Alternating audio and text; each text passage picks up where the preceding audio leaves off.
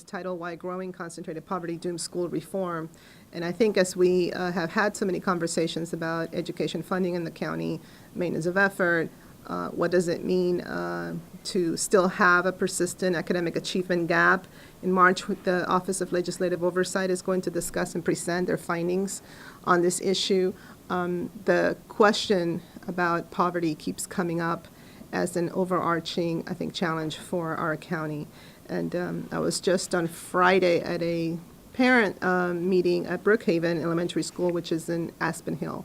And their data point shows that they have about 70% of the students that have received free and reduced meals at one point or another.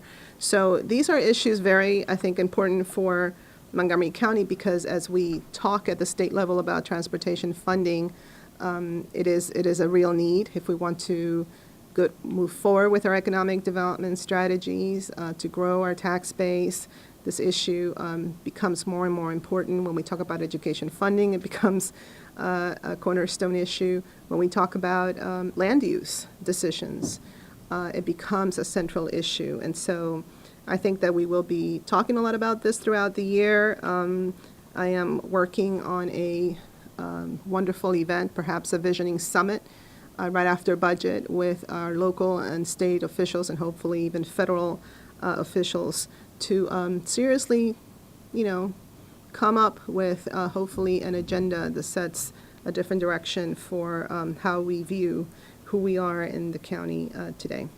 And so with that, I will also remind all of us that as we have faced very difficult economic times, we have also done quite a bit in our budget. I think, last year we did increase the match to the federal earned income tax credit for about $1 million through budget.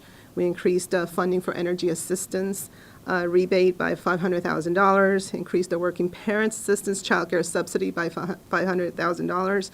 Really important point. The tragedy that we heard about this weekend of a 14-year-old who allegedly, murdered his infant sibling, to me speaks a lot to this challenge that we continue to have in terms of affordability of quality childcare and also non-traditional hours. So it's really important.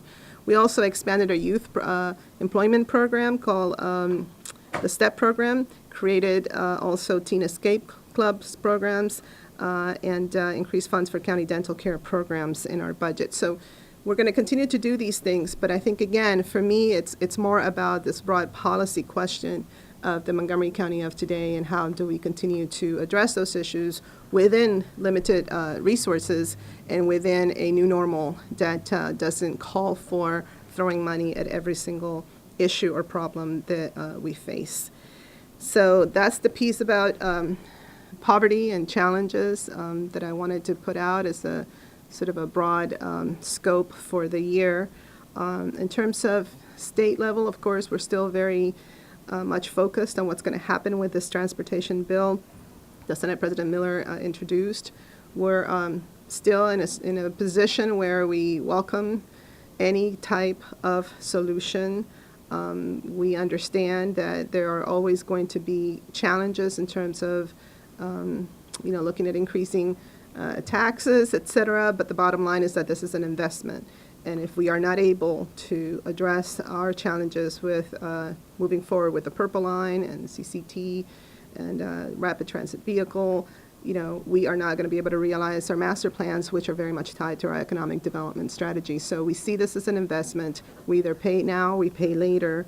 And again, we're hoping that we hear something from the governor on this. If not, it's, again, going to be quite a dire situation. We believe that it should be a state solution still.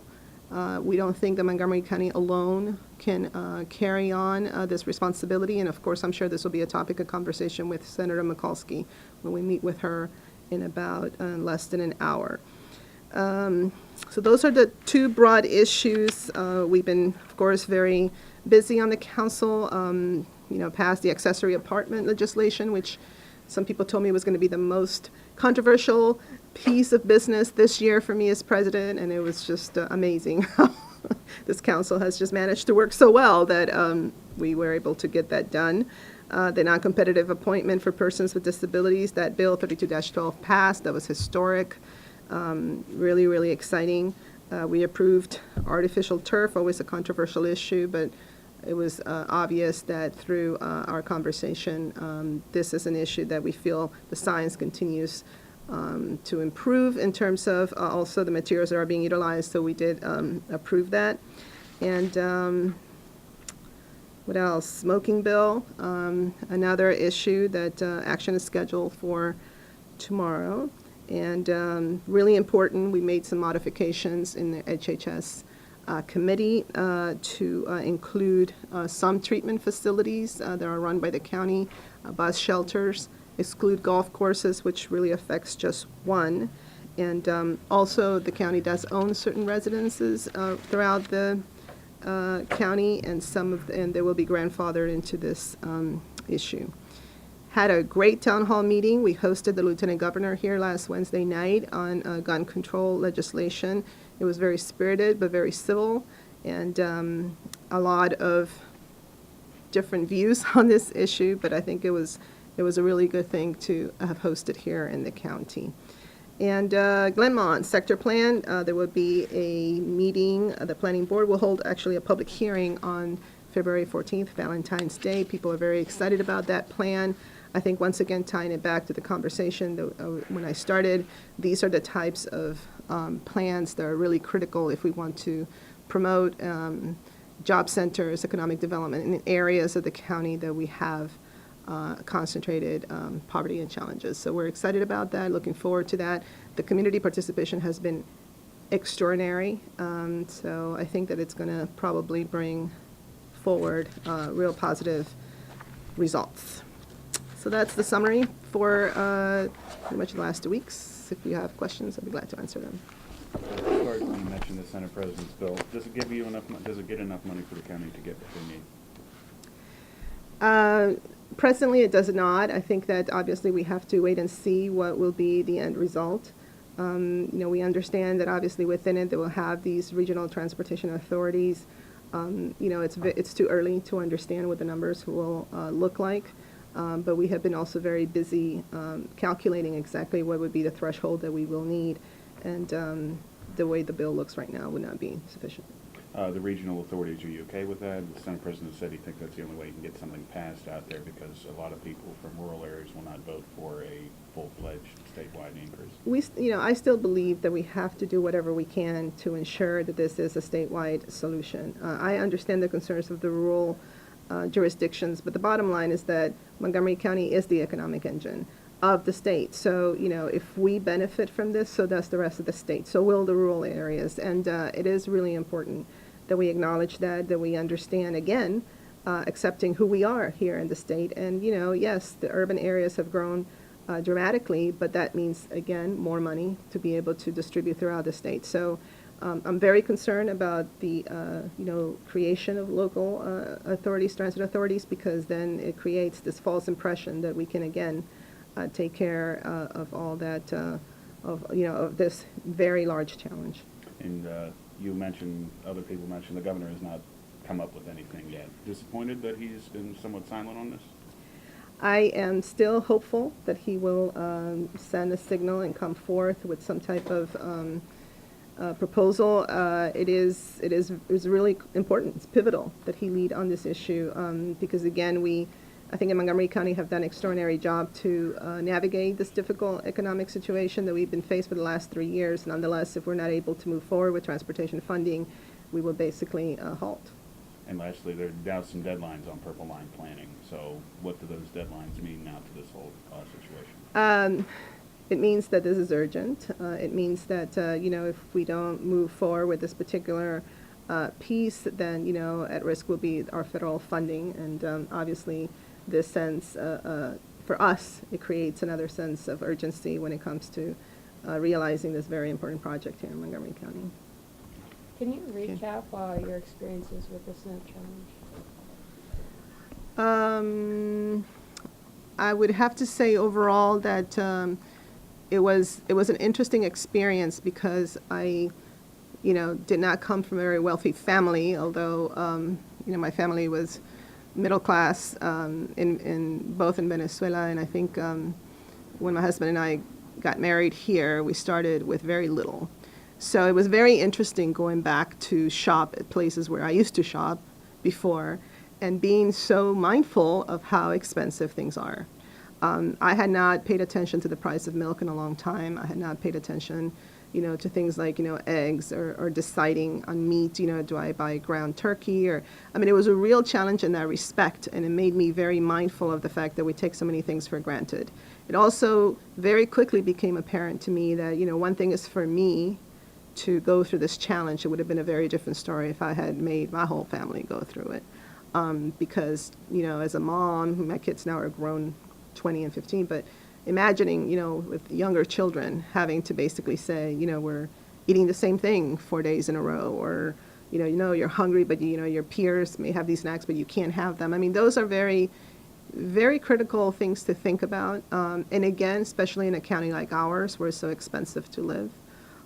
So for me, it was more about, focusing on, the way things kind of used to be, and I remember back then, and then how different it is now, but understanding that there are so very many families, not just families who traditionally had had challenges with poverty, but also, this recession has really affected middle-class families who never thought they would find themselves in a situation like this.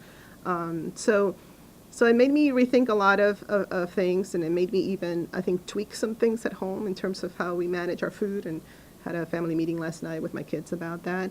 But also mindful of what we have to do to support the most needy in our county. What'd you get out of this, do you think? Just a refocus on a priority that has always been front and center for me, which has been to address the issues of the most vulnerable, provide the best opportunities for people to, continue on and access education and opportunities, because nobody wants to stay in that situation forever. So it just kind of, for me, it was just a time to refocus on that a little bit more. So there were a lot of press releases out on this. Is that, as a whole, what do you think, this county really got out of this SNAP challenge? I can tell you what I hope it got out of it. I hope that it, again, that it did what it did to me, which was to refocus and to pay attention to an issue that is invisible. What does that mean, though, refocus? Like, what is there any kind of tangible thing that we got out of this besides the new? I'm sure that through budget we'll find out. So it is it'll my have hope. effect on the budget? I hope so, yeah, for sure. In what way? In our priorities and what we invest in. Do we continue to support the things that we've been supporting? Do we expand that support? It's really important. And at the same time, do we stay even more focused on our redevelopment and our economic development strategy? So I think it's critical for especially public officials to take time out, to re-engage and not just go about, business as usual. And we forget that a lot in this county because we are wealthy, but, we have these growing pockets of need. Do you think we have gotten out of touch with that sector of our community? I don't think we've ever been really in touch with them, so. And what do you mean by that? What I just described. Obviously, we don't necessarily understand very clearly that there are schools in well-established neighborhoods like Aspen Hill that have 70% of their students qualifying for free and reduced meals. That to me is startling. So, the media, I don't think when we don't see those stories. You said there were a lot of press releases, but we don't see a lot of those stories played out. And in the state level, I think we're still treated as if we're just, doing so well that we never really get our fair share. So I think there is that sort of disconnect that we need to work on. And so anything we can do, it's important. This was one piece, but we need to do a lot more. What do you think that being, as you've described, out of touch is what it sounds like? How would you describe Montgomery County then? What does that say about Montgomery County in that fashion? I think that it says that Montgomery County is a place where we have extraordinary assets, but we have growing needs like a lot of other jurisdictions in the country. And unless we take time out to focus on that, it's very easy to oversee it and to miss it. So I think that's why, again, for public officials, for elected officials, it's really critical that we take time to refocus on that. You You mentioned some of the things that could be done to help out. One of them is legislation regarding minimum wage. How do you think that's going to impact the county? Well, yeah, this piece of legislation at the state level, I mean, I think, again, it would go a long way, especially for a county like Montgomery. You know, and obviously, you know, from 7.25 or so, you know, going up, it's going to make a huge difference to so many people. So I think it is important that we take a look at that, and again, that we understand that, especially in jurisdictions like ours, this is sorely needed. Sure. It's also a 30% increase over a stage of 3 stages that they're making it. Do you think it's too rapid? Do you think it's going to have a direct impact on businesses right away, or do you think it's going to? I think that it will probably, you know, be manageable because of the phase-in. Okay. Obviously, you know, you always have to be careful about that tension between what do you do to a business recovery and the economy, et cetera, and then you introduce something like this, and what would that do? But it is important, especially I think for a county like ours, to make sure the people who have jobs have, you know, good jobs, good, you know, decent paying jobs so that they can maintain. Because if not, then you run into the same situation of then folks having to depend on government assistance, et cetera. So, you know, it's all connected, and I think that it is a good move. Obviously, you know, it's at a state level. I commend Senator Garagiola for this, but those details are going to have to be worked out over there in terms of, you know, the phase-in and what impact it will have on businesses. Do you know what the cost of living is in Montgomery County? I don't have that figure. I know that the self-sufficiency amount, it's something like $84,000 or something for a family of 4. That's what I understand so far. The public hearing that's been postponed that was scheduled for tomorrow on the budget and CIP, am I reading the agenda correctly? Fiscal 14 capital budget amendments, it's going to be now held on April 9th and 10th. I've been at a couple meetings and folks have been going up to some of the leaders and asking, why is this changed? Well, what happens is that on the off years, when we don't have a full CIP, unless there are a large number of projects that have time sensitive, then what we like to do is to then consider the CIP amendments within the context of the operating budget. And it's very different when you have a full CIP, and that's when we have a full plethora of hearings, et cetera.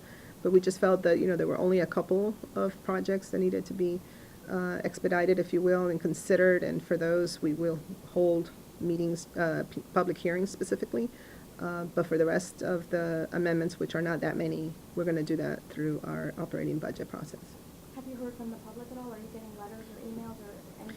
You know, no, I mean, there were a couple of, I think, maybe PTAs that did not understand fully why we were doing it. They just thought, oh my God, it's been just canceled altogether.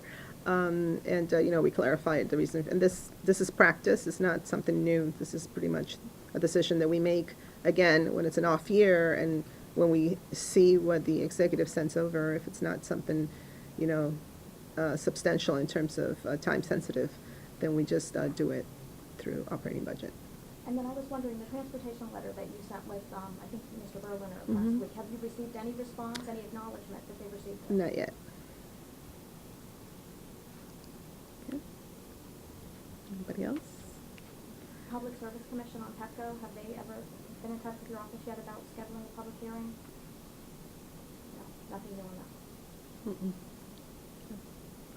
that. Okay, great. Well, I hope you can stick around when Senator Mikulski comes. I think it's about at noon. Yep. Yeah. Noon. All right. Right in this room, meeting's open. Yep.